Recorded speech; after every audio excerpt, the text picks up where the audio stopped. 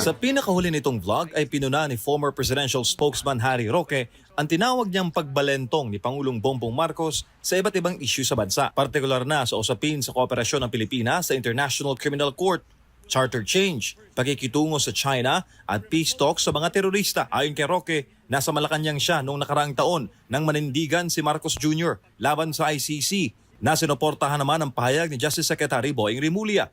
Ngunit dito lamang huli, sinabi ni Mr. Marcos na pinag-aaralan ng punong ehekutibo ang Grabe naman kay SMNI, Mr. Marcos talaga. Ayan tuloy, hindi kayo may balik-balik. Huwag ganyan, nagagalit sa inyo yung asawa eh. Huwag naman Mr. Marcos, Mr. President naman.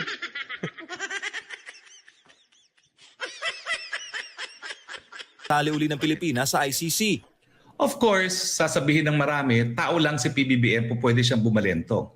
Pero unang-una po ha, Kantaan ang mo na, bilis na pagbabalento. kantaan mo na natin. Bumabalentong, bumabalentong. Tanana, bumabalentong, bumabalentong. Ayo talaga. Tuloy! Sa ICC, sa 7 buwan, nakabalentong siya 2 beses. Oh. Walang jurisdiction, pag-aaralan ng ICC, sinabi ni Rimulya, huhulihin pag pumasok, tapos papapasukin at magko-cooperate, tapos ngayon, hindi na naman magko-cooperate. Crucial ang issue ng ICC dahil pinaaresto nito si dating Pangulong Rodrigo Duterte dahil sa drug war. Si Duterte ang natatanging presidente ng Pilipinas na lubhang mataas ang trust and approval rating sa pagbaba nito sa pwesto. Palatandaan ng suporta ng mayurya ng taong bayan. Pinuna rin ni Atty. Roque ang pabago-bagong pahayag ng presidente sa charter change o Chacha na noong una ay si Marcos Jr. mismo ang nagpahayag na hindi ito prioridad. Sa charter change, 1 taon.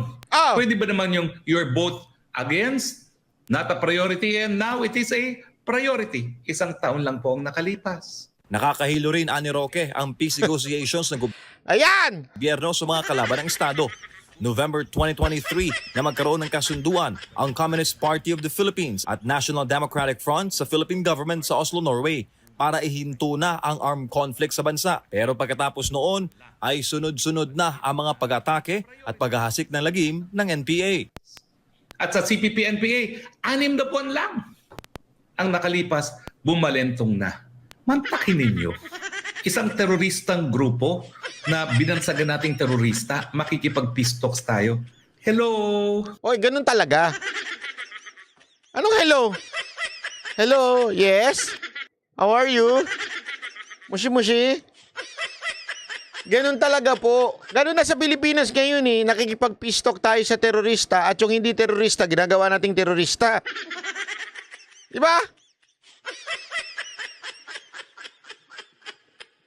Ganun lang kasimple ang Pilipinas ngayon. Yung mga terorista, buong mundo terorista tawag sa kanila, ano? Nakikipag-usap tayo.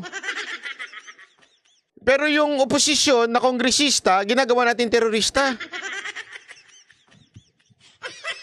Only in the Philippines. Mukhang ano eh, mukhang nakukumbinsi nga ako na wag munang ituloy ang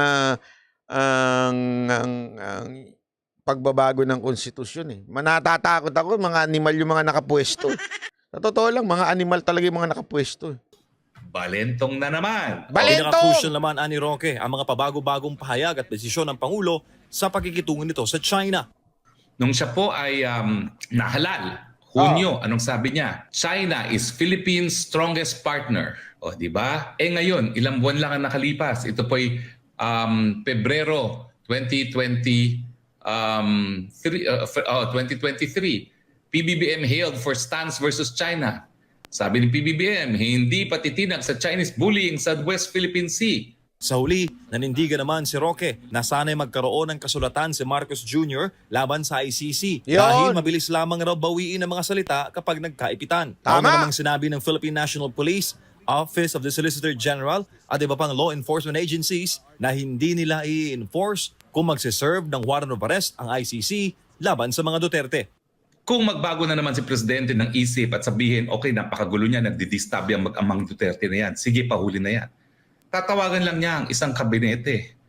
Yung kabinete tatawagan ang mataas na opisyalis ng PNP, arestuhin na yan. Para sa Diyos at sa Pilipinas kung mahal. Nako. MJ Mondeha, SM9 News. Alam mo, sa totoo lang, may punto si Roque doon, ha? Kaya sabay-sabay tayong kumanta ng bumabalentong, bumabalentong. Hoy, sabayan nyo naman ako sa pagkanta. Ulit, sabay-sabay tayo, ha? Bumabalentong, bumabalentong. Hindi naman kayo sumasabay, niloloko nyo ako eh. Sabay-sabay tayo! Pambira kayo.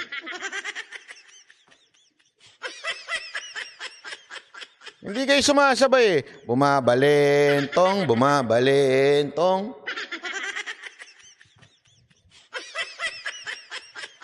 Yan, sasama kayo. Hindi naman pwedeng ako lang kumakanta. Pambira, oh.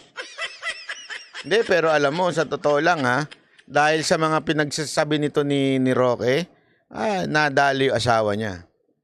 Anong nadali, Banat Bay? Nadali yung asawa ni Roque, hindi niyo ba alam? Oh, ayan, nadali.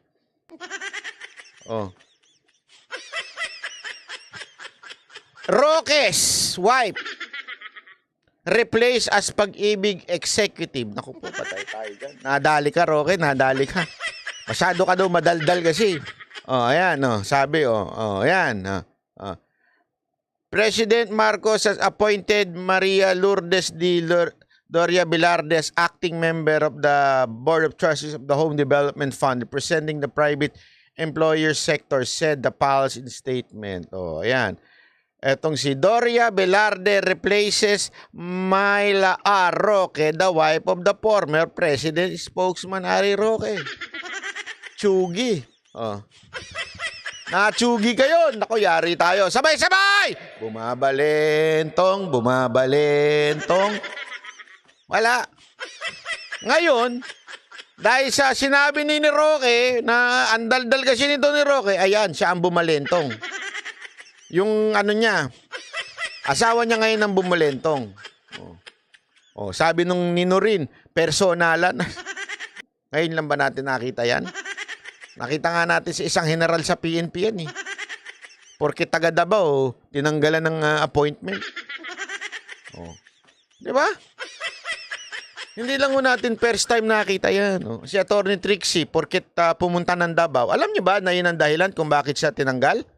Ay, hindi niyo alam? Nakwento na ba sa inyo ito? Andali. Baka mamaya ako lang ang nagkwento. Basta sinabi sa akin ni Atty. Trixie yun. Daldal mo, Banat Bay!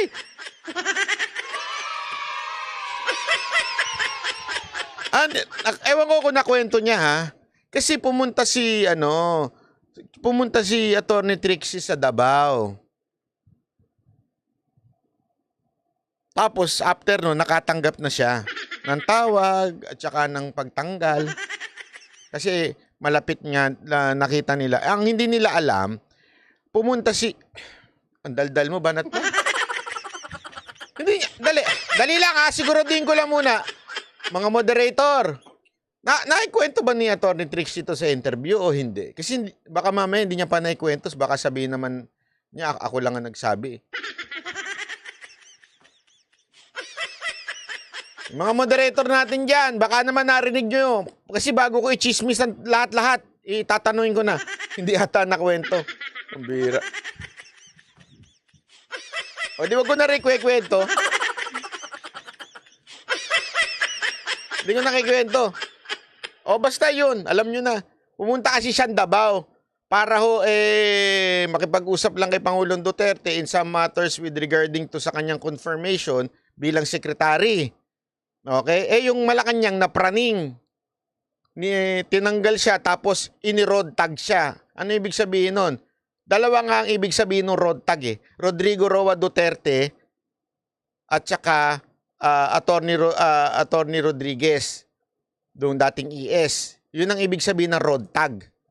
Ibig sabihin, idinikit siya kay Pangulong Duterte, idinikit siya kay Attorney Vic Rodriguez, ayun, natanggal siya. Of course, sinabi niya, hindi niya ba naikwento yan? Ay, sorry ha. Sorry. Sorry naman. Atty. Trixie, sorry. Daldal ng bibig ko. Pasmado ako eh. Kinuwento mo naman kasi sa akin eh. Hindi, alam mo naman, hindi ako mapigilan minsan. Sinulsulan daw ni tarantadong Pinoy si Ma'am Shi. Hindi kasi sinulsulan daw ni tarantadong Pinoy etong si Ma'am Shi. Sinabi, "O, kita mo na. O, si Attorney Trixie, dikit talaga yan kay Pangulong Duterte. Si Duterte talaga ang pinaka-boss niyan. Kaya mag-ingat kayo dyan. Kung ako sa inyo, tanggalin yan." Ayun, sinibak. Hindi niya naikwento yan? Hindi niya naikwento yan? O, binabawi ko na ha. Binabawi ko na yung kwento ko. Okay? Para malinaw, binabawi ko yung kwento ko ha. Hindi totoo yung kinwento ko.